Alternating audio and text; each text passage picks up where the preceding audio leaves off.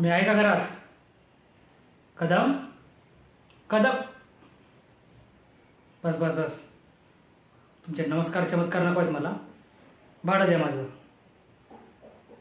काय? अहो, काल रात्री देणार होता तुम्ही.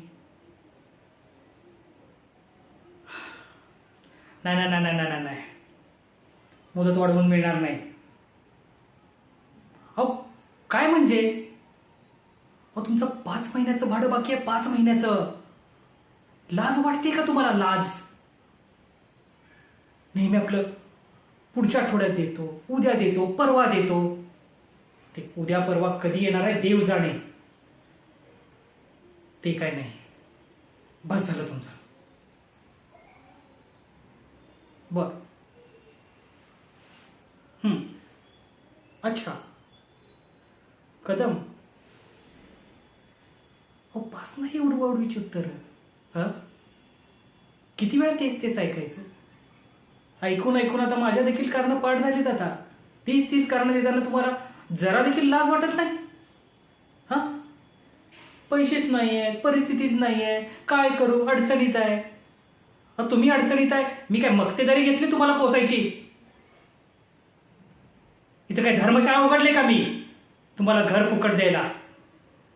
अहो 4 पैसे यावेत म्हणूनच मी देखील घर भाड्यानं दिले ना.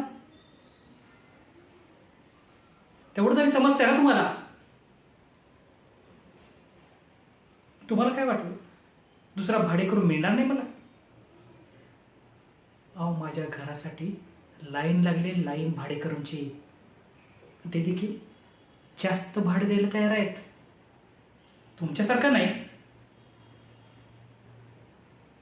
आणि जमत नसेल ना तर सोडून द्या ना घर, जाऊन राहा कुठेतरी, झोपडपट्टीत नाही तर कुठेतरी.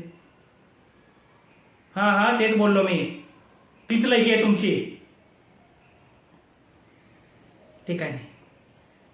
हे बघा कदम, आज संध्याकाळपर्यंतची मुदत देतो तुम्हाला.